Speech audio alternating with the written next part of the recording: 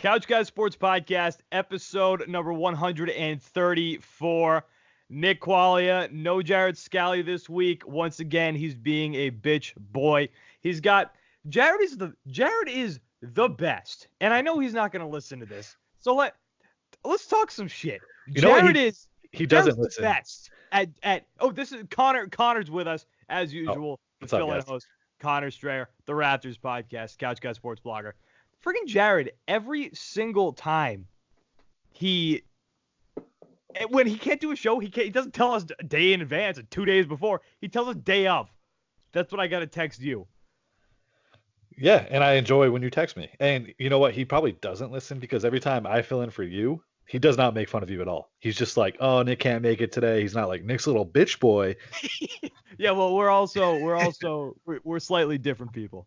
Yeah, no, I agree, but he just doesn't make fun of you at all. He's like, oh, Nick's sick. I hope he gets better. And you're like, oh, Jared's sick? What a bitch. So Jared's a little bitch boy. But if he's sick, I hope he feels better. So episode 134, we got producer Patty P here too, but his microphone is muted and we can't see him, which means he's probably playing some video games while he listens to our audio. But honestly, not too much going on in the sports. Pat's on the screen now. And by the way, so we've got this recording right now. Don't forget, guys, you can catch the entire video version of the podcast too on YouTube at the Couch Guys Sports channel. We've got that thing active again. We're going to start posting more and more stuff on it. Other podcasts are now turning into full video too. Into the Triangle, from what I understand, is going to become a full video podcast. So catch the entire video version of the shows at the YouTube Couch Guys Sports page. Couch Guy Hollywood is going to get a video as well. Couch Guy Hollywood. We're moving into it. The Rafters podcast is going to have to do it too. I don't know. I've only seen Liam's face once during a podcast. He doesn't use the camera. Why? Beats me. Face for radio. Yeah. He's just a giant uggo. Yeah, basically. But we don't have much going on this week outside of football. The Celtics, they're doing the thing. We might talk about them for a little bit. We talked about Gordon Hayward last week. Marcus Smart rolled his ankle, but he said he's playing tonight, right? He's playing against the Clippers. He was probable for tonight. Yeah, so he's fine. The Celtics are still rolling, only have 2 losses right now. They play the Clippers tonight. Kawhi and PG, they're both playing tonight too, so that's going to be a pretty decent game. Obviously, by the time this freaking comes out, this is old news, so we're already going to know who's going to win. So a lot of Patriots talk, but first, let's get into the weekly dump. A lot in the weekly dump, actually. A lot of small news, but not a lot of big topics. This is a big topic, though, that we're going to get into later a little bit. The Patriots activate their left tackle, a.k.a. the savior, Isaiah Wynn, who's been on IR since sustaining an injury, turf toe, in week 2. The Patriots take on the Cowboys this week in a battle for first place, or a battle of first-place teams, rather. Listen, thank God. Marshall Newhouse. I have never seen somebody who looks like a turnstile more than Marshall Newhouse at left tackle. That guy was the worst left tackle I've ever seen in my life. It was unbelievable. I don't understand how he was brutal. I don't understand how how he's a professional football player. Tom Brady is throwing the ball in this Eagles game this past Sunday faster than he has to. He's just throwing the ball. As he gets the ball 2 seconds later, it's out of his hands because he does not know if somebody's coming behind him. Isaiah Wynn, within the 6 quarters, and look, here's something else about Isaiah Wynn. We've only seen him play 6 quarters. He missed all of last season, his rookie season. He's played 6 quarters this year. He looked great in the first game and a half. Don't get me wrong, but I'm tepid to say that this guy is going to be a great left tackle. I'm a big fan. I was a big fan of what I saw from him.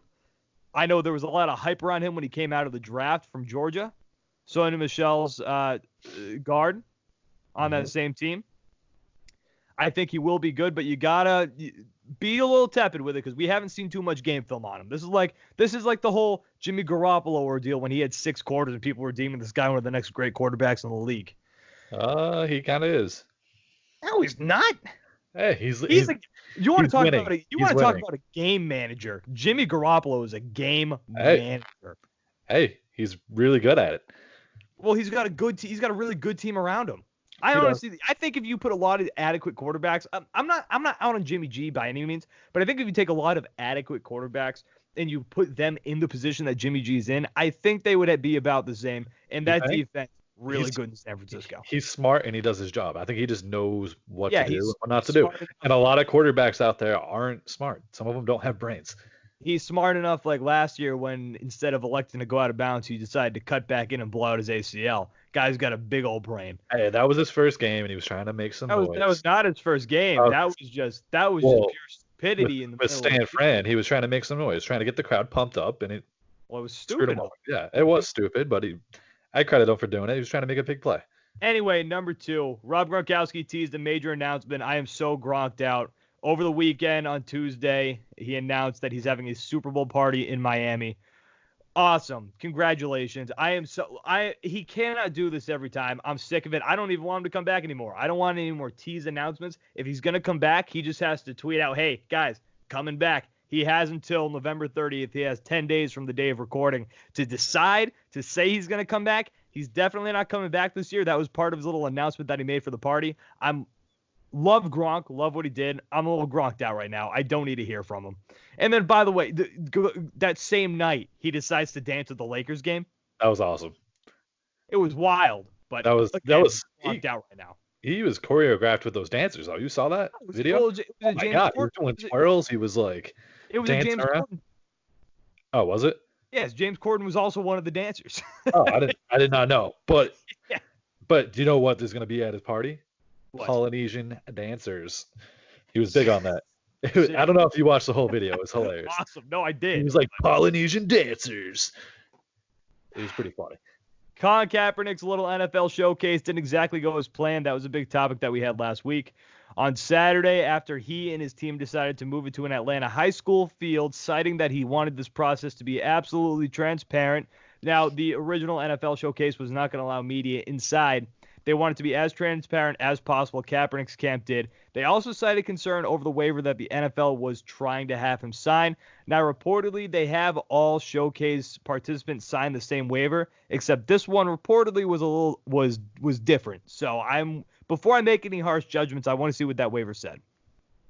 The 2020 MLB Hall of Fame ballot was released, and while there are some notable names, some are speculating that only Derek Jeter will be allowed into the Hall of Fame this year. Names highlighting the ballot include the usual suspects Curt Schilling, Manny Ramirez, Roger Clemens, Barry Bonds, and Sammy Sosa, along with fried chicken eating, beer drinking Josh Beckett. No chance he makes it. Well, Ever. people are saying that it's only going to be Derek Jeter this year. I'm saying Beckett will never make it. He will, like, in his whole 15 years, I think they have. Beckett might be on the cusp. I looked up his stats when I saw him on the ballot, and I don't even know why he's on the ballot. Was it 2008 or 2007 where he was absolutely unreal? Oh, he had a couple unreal years, but the year that he lost the Cy Young to CC Sabathia. Yeah, well, CC Sabathia was also nasty that year. Was Sabathia with Cleveland that year? I think he was. Yeah, he was. Yeah. Yeah. So, I mean, the big names, honestly, I am a huge advocate for getting Curt Schilling in the Hall of Fame. I think that guy absolutely deserves it. Is he kind of a dink on social media? Yeah, he is a little bit. But the guy is the best postseason pitcher of all time. That's just a fact. He is the best postseason pitcher of all time. And that's not to take away anything from his regular seasons, because his regular seasons were great too. He was better than Josh Beckett. Yeah, he's much better than Josh Beckett. Yeah. He's being shunned from the Hall of Fame specifically because of his politics and maybe a little meme that he posted about lynching journalists, which not a great move considering journalists are the ones who vote. Bad move. He's one of those guys who claims he doesn't really care about making the Hall of Fame. You want to be in the Hall of Fame. Oh, hell yeah. Manny Ramirez also on that ballot. The guy's just an asshole. Like Manny being Manny, the guy's just a douchebag, but he's not going to make it in the Hall of Fame. Steroid use also. Eventually he'll make it. I don't think so. The first steroid users that are going to make it are going to be Roger Clemens and Barry Bonds. I'm surprised Barry Bonds still has it. I'm surprised Roger Clemens hasn't. Yeah, two of the best players of all time. Obviously, they took steroids, but who cares? Everyone was doing it when they did it. At this point, I think steroids are like weed. I think people are just starting to accept it. Yeah, they should. It happened. You just got to let him in at this point. Barry Bonds. But it's insane that the MLB Hall of Fame doesn't allow Pete Rose, one of the greatest hitters of all time. Yeah, he fucked up. He might have done something a little illegal in the game, but it's the MLB Hall of Fame. The guy's one of the greatest players of all time. Barry Bonds is the leader in home runs all time, and Roger Clemens, the Rocket, was one of the best pitchers of all time. It's not the MLB Hall of Fame if those three guys aren't in it. I've completely changed my stance. They have to be in it. Sammy Sosa too. He's kind of like Manny. He's on the outside of Barry Bonds and Clemens making it in. But once the steroid users make it in, he should be in too. Mm-hmm. Tua suffered a hip. Derek Jeter. He's probably going to be voted in unanimously, just like Mariano Rivera was, which I hate. I hate that Mariano Rivera was the first unanimous, because don't get me wrong, he absolutely deserved it. He absolutely deserved being in the Hall of Fame. But if Ken Griffey Jr. didn't get unanimous votes to make it in, and there were two a-holes who decided not to vote him in, then nobody should be a unanimous vote, because Ken Griffey Jr. is one of the GOATs. Anyway, and Derek Jeter, wildly overrated defensive player, just saying.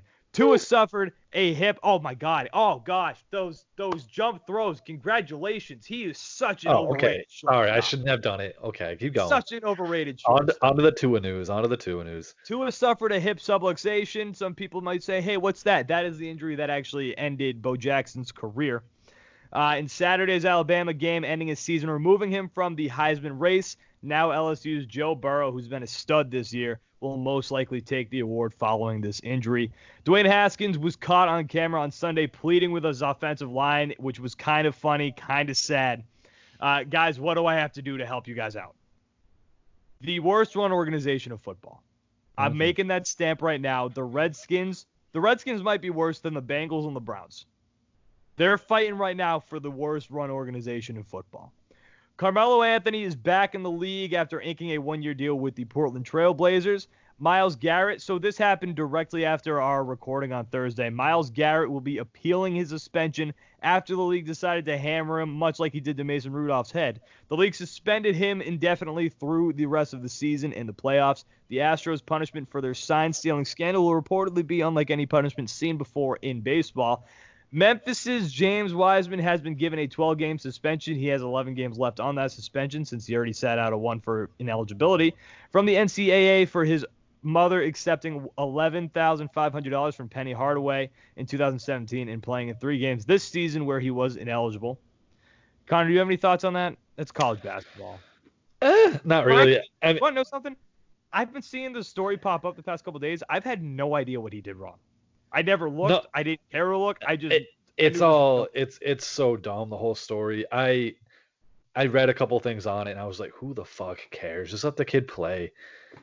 Like, well, the NCAA is they're a bunch of Nazis. Yeah, they just want their money. They just want the money. If the players are trying to make money, then they're gonna pounce on them. But no, I'm a big college basketball fan, especially for Duke. But this stuff, just stop being basketball Nazis. They're Nazis. That's all they are. NCAA Nazis. Mm-hmm. And apparently, in outside of sports news, there is a Joker sequel that is in the works. And I'm very interested because I love the Joker movie, but I don't want a sequel. It was perfect the way it is. Don't fuck it up. That was very random. Yeah, but I always like to throw in a little pop culture at the end. I'll shake it up a little bit. Shake, shaky, shake. All right, that was the weekly dump. So now let's start it off with this. So after the Patriots beat the Ravens 17-10, defense stepped up in a big way. They dominated the game in the second half. They got 5 sacks. Was that after Lane Johnson was taken out of the game? Lane Johnson, excellent offensive lineman for the Eagles.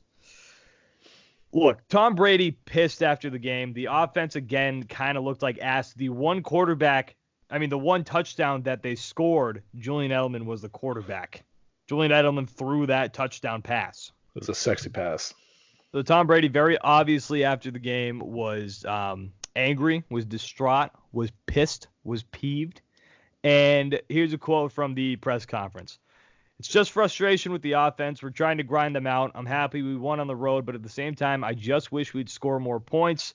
We have to figure out how we can fix our problems as best we can. As crazy as it sounds, we're still relatively new, getting familiar with each other on offense. Now, that is where I have an issue with the Patriots, not really with Tom Brady.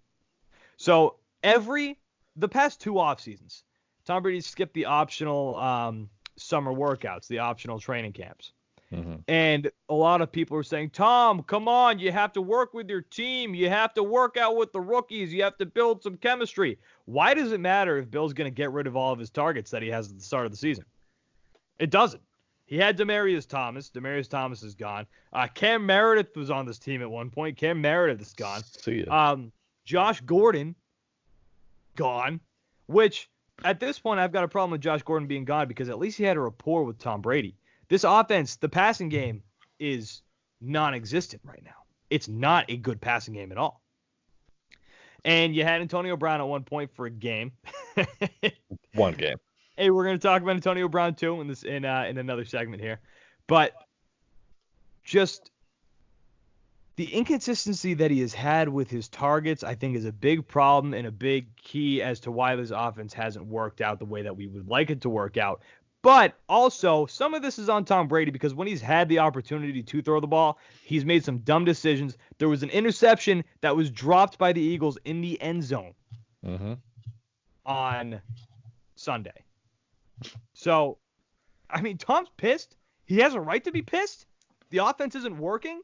He's pouting right now, but he's got to figure this out. The offense has to figure this out because he has a right to be pissed.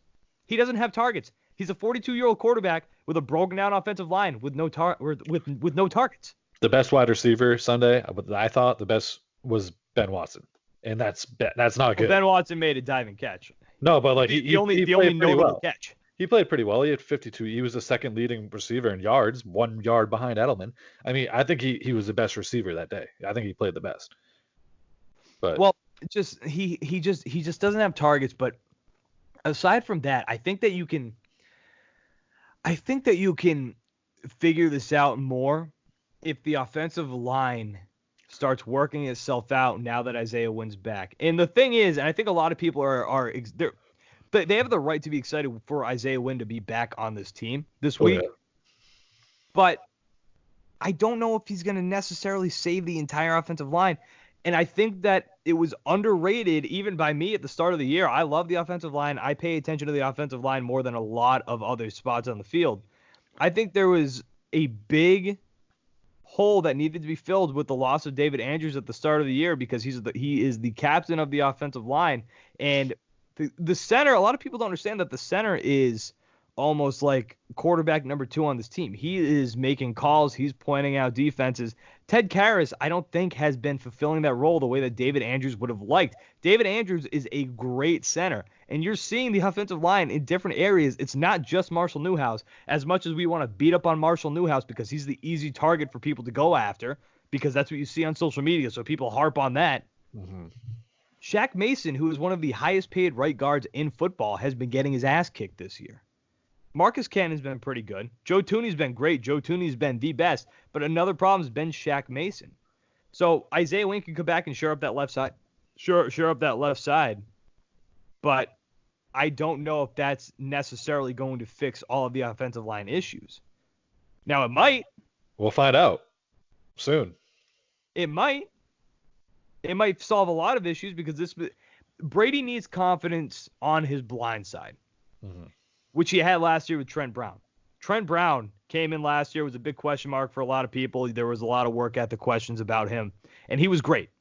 And Isaiah Wynn for the first quarter and a half, like I said earlier, was great. It's hopefully when he comes back that instills some sort of confidence with Tom Brady. But if Isaiah Wynn needs a couple of games to figure this thing out, the Cowboys have a pretty solid defensive front. Michael Bennett has been playing very well since he got to Dallas.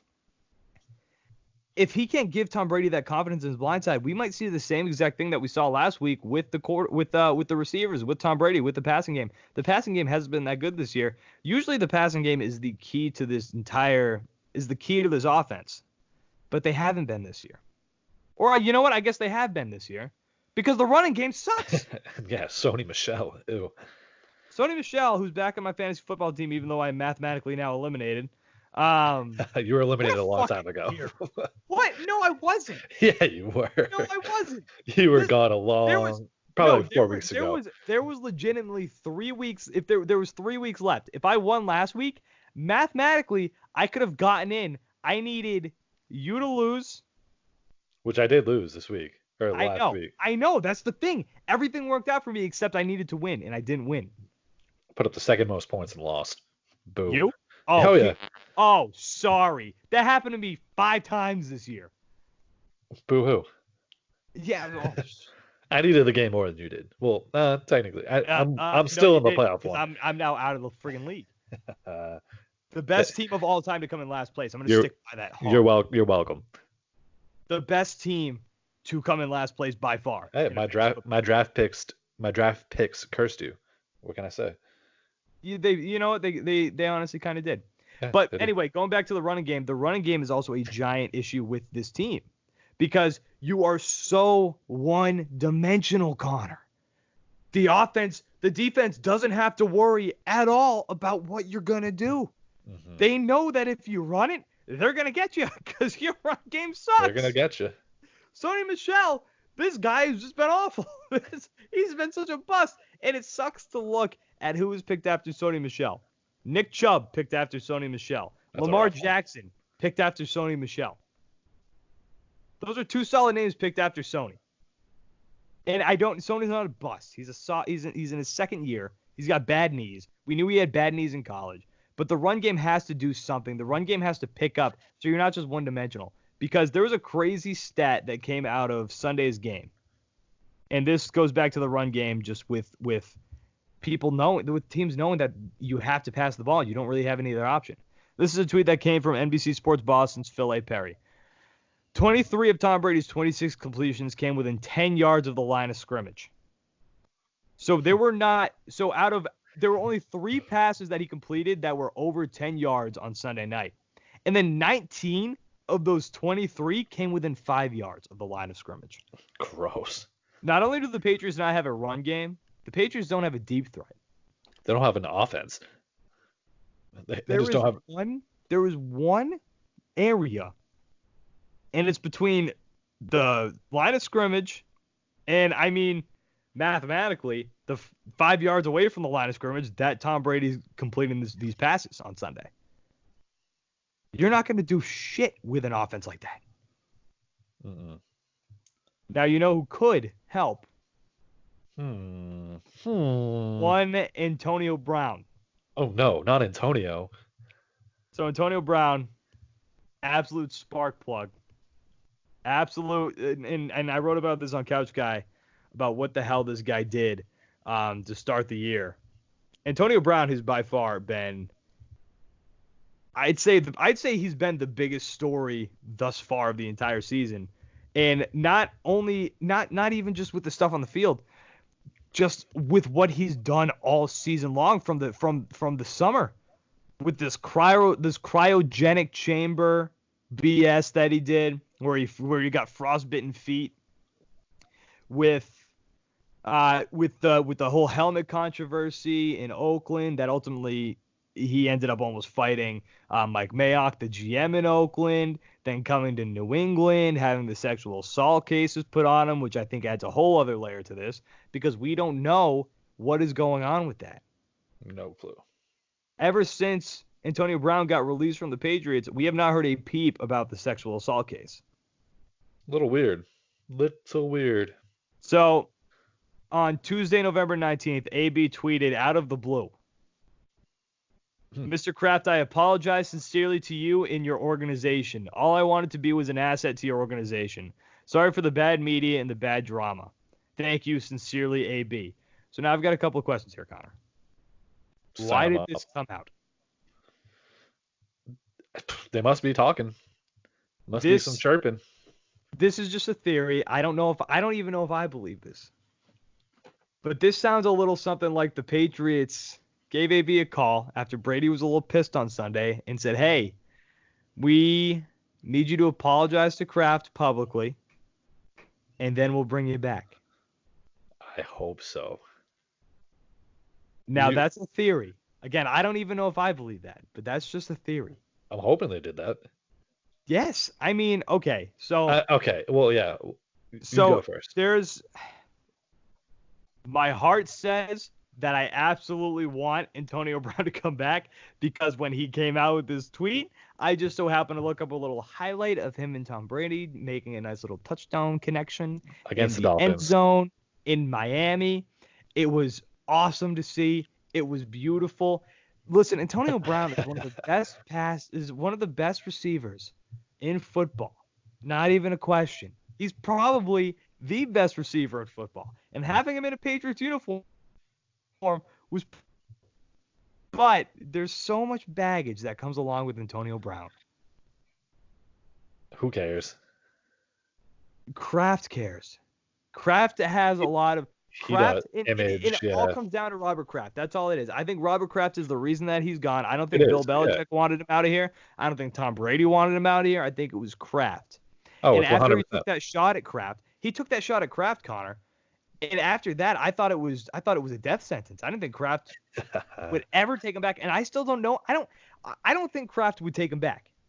You don't think so? No, that's why I don't believe my theory crafted that, so to speak.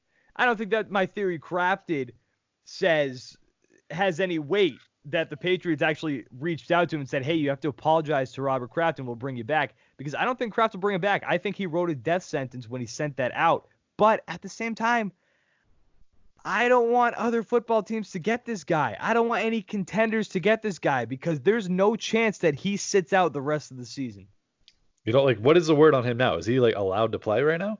Yes. Well, okay, so that's another. See, I don't know the news around this. Is he technically allowed to play, or is he? Yes. So as of right now, he's allowed to play. But if a team does pick him up, the league has the right to put him on the commissioner's exempt list until this court case is over. So no team's gonna want to waste that money, like, and then no, not be able to have him play.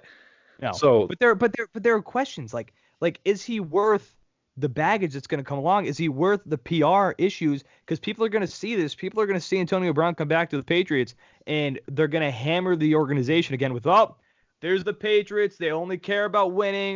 There's the Patriots. They don't care about so-and-so. They don't care about sexual assault cases. They don't care about this. They just care about winning the Patriot way. The Cheatriots, that's all they do. They just cheat, and they just bring in people. They bring in scumbags because they just care about winning. I don't know if Kraft is going to want that, especially after the bad PR.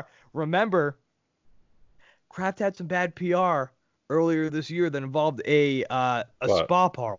I don't know if Kraft is going to want more bad PR put onto his name and the Patriots. What, the little massage parlor?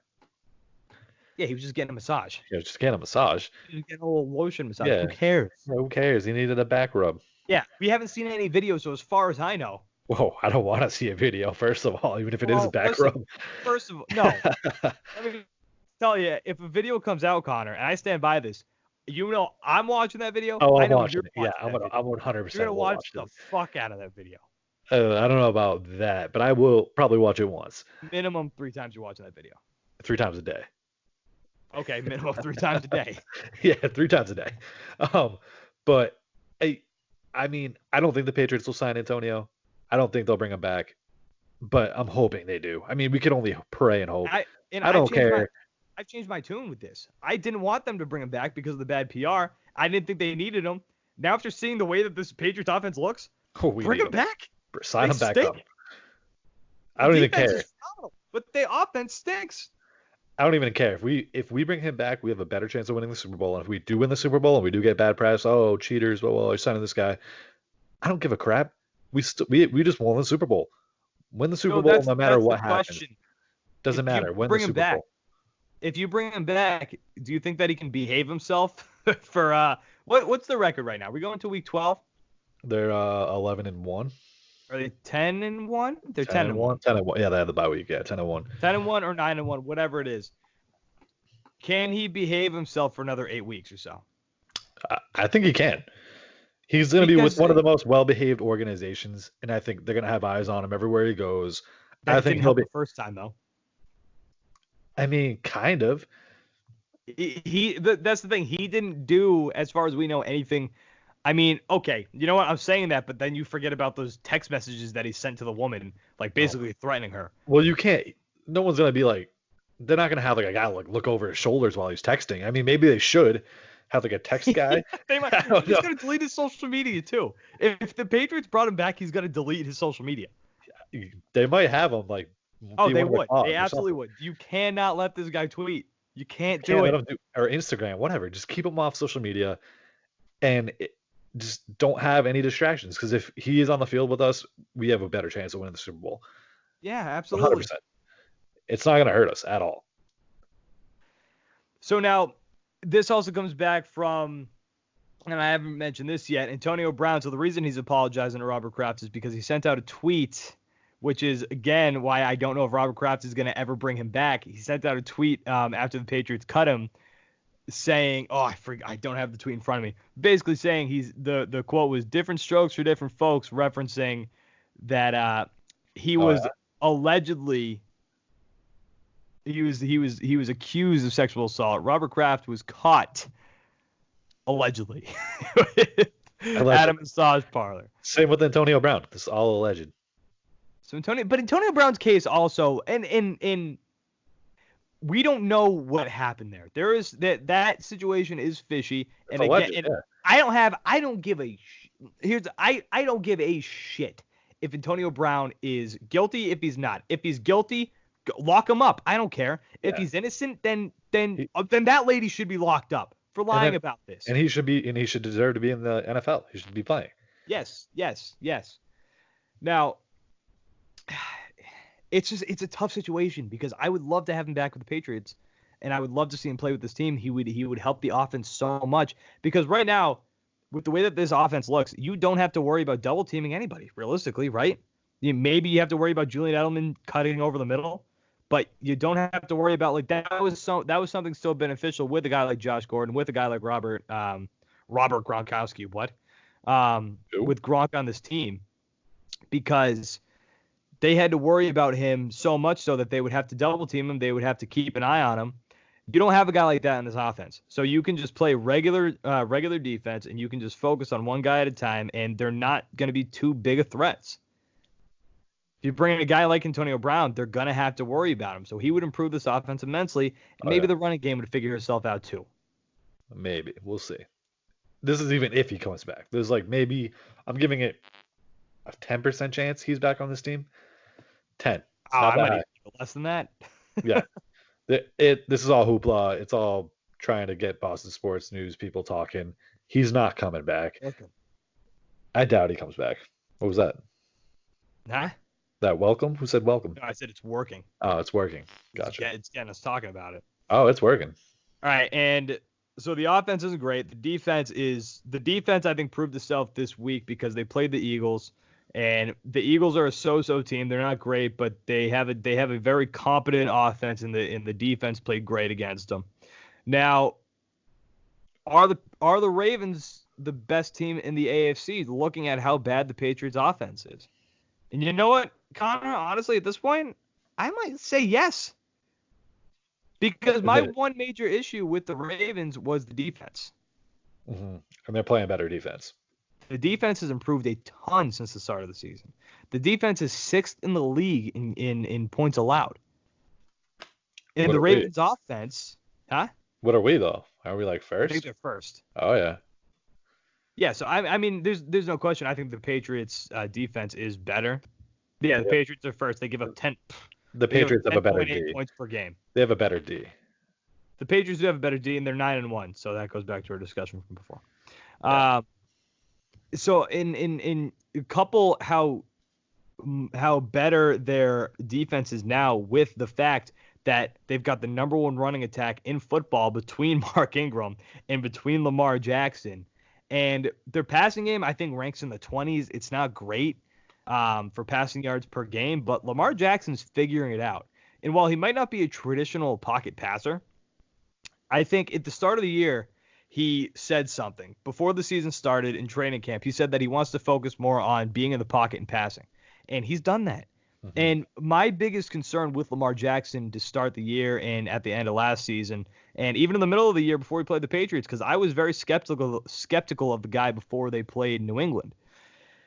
He might not be a great passer. We know he can run the ball, but I don't know how he could be as a quarterback in general because I don't know if he can throw the ball well. And he's changed my tune on that. He's proving to be a legitimate quarterback, not just a running quarterback, a legitimate quarterback. This guy in pace right now is this guy's in the MVP race. If it wasn't for Russell Wilson, Lamar Jackson would be the MVP of this league. He'd be running away, yeah. Russell Wilson's had a freak year. I think Russell Wilson's had a better year, to be honest. A better year? Oh, yeah. Oh, yeah. I mean, Russell Wilson's been insane.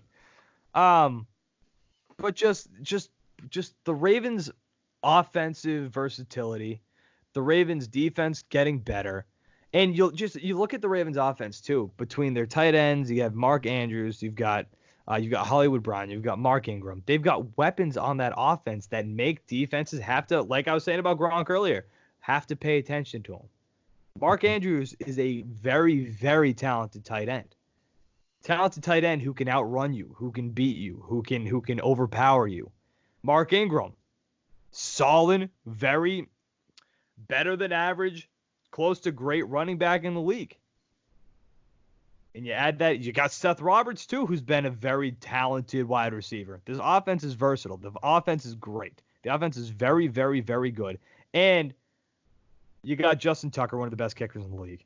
And if not, you know what? No, scratch it. The best kicker in the league. Oh, yeah. And John Harbaugh is the coach, who I respect immensely. John Harbaugh is the one coach in this league who consistently coaches well against Bill. Oh, yeah. The Ravens are the best team. The Ravens are the best team in the AFC, Connor. And I heard a good fact today, or yesterday, I think it was, when Bill Belichick loses to a team in the regular season, when he plays them in the postseason, his record is only 3-6 against them. Yeah. Which it's not looking good. No, that is I saw that too recently, and that is there's a myth that the Patriots don't lose to the same team twice in the season. I've heard that in the same season. I've heard that a couple of times. Well, maybe in the regular season, but not in the playoffs. That would only go for in-division teams at that point if you're only talking about the regular season. Yeah, no, in the playoffs, they lose to the same team twice. I mean, look at the Broncos in 2015. The Ravens again, I guess. They lost to the Ravens. Yeah, the Ravens too. But I mean, like the most recent one that comes to mind is the Broncos in 2015 because like Patriots have gone to the Super Bowl every other year. But the Broncos in 2015, they lost to the Broncos are the team that, if I'm not mistaken, ended the Patriots' undefeated streak that year, much like the Ravens did this year. And then when they played them again at home because the Broncos got the top seed that year in the conference, I believe, I would assume, they went to Denver, and remember, it came down to a 2-point conversion miss. And actually, you know what? In the end, it came down to a Gostowski miss, but we won't talk about that. The Patriots could have tied it up with a 2-point conversion after a miraculous Gronk touchdown, and they lost. So the Patriots do lose to these teams more often than not that they lose to in the regular season. They then lose to them in the postseason, again, more often than not. Not a good fact. Scares the hell out of me with the Ravens. We'll see. And there's still more to this. What I'm trying to say is we're gonna have home field advantage. Hopefully, I think we gotta basically win out. I think the Ravens to even win the conference. We basically have to win out to get home field advantage because I don't think the Ravens are gonna lose again. I don't know who they have left on their schedule. They do. They've got the 49ers coming up. Okay, and I forget who the other team is, but they do have one more strong opponent coming. I'm gonna look it up right now, but. The Patriots basically have to win out. The Patriots, I picked the Patriots to go 14-2 in the middle of the season before they lost to the Ravens. Pat me on the back. I did fucking choose them to lose to the Ravens, so shout out to me. Mm-hmm. And then my other loss that I'm picking was the Bills. Okay. And Joe saved me a couple of weeks because they always lose an in-division game that they shouldn't lose. So I'm expecting them to, like the Miami Miracle last year. I'm expecting them to lose to the Bills this year at home. Who are they playing? The Ravens. They play the Rams next. They have Rams and they got the 49ers. So the Rams, the Rams kind of suck. They should beat the Rams. Yeah. Well, I'm gonna say they beat them, but it's in LA, so you never know. It's a road game, tough road game. The 49ers are really like the team that could stop them. But they have them at home. They're playing in Baltimore, which I think they'll get that win. Baltimore has become a hard place to play. So it is, especially with, I mean, like I'm sucking the D of this team right now. The Ravens are the best team in the AFC. But they play the Browns again, who they lost to 40-25 back on September 29th, week 4. So they're playing the Browns again at Cleveland. So you never know. If they give them a tough fight. Yeah.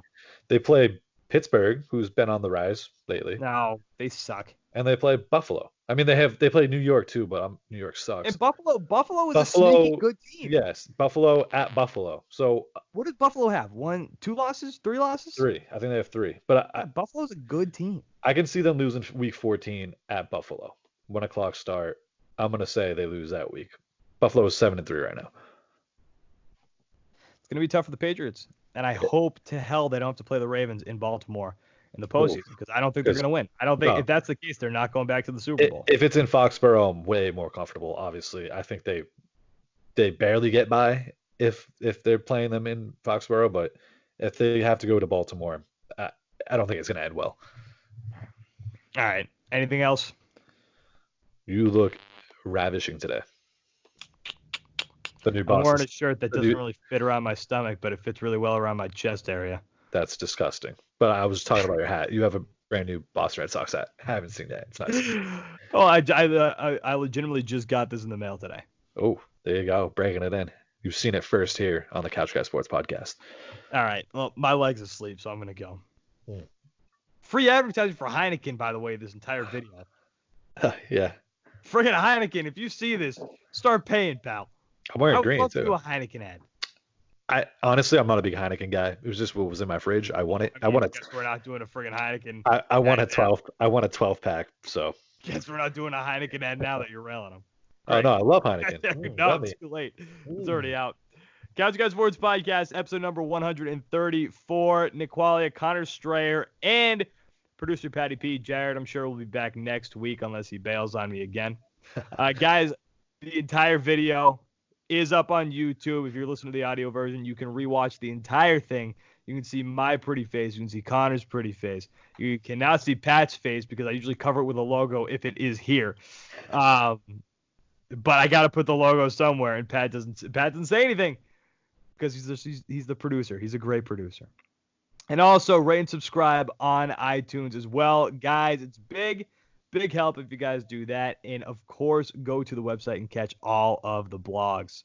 Nick Quaglia, Connor Strayer, producer Patty P. Guys, we will talk to you next week for episode number 135. Thanks for watching and listening.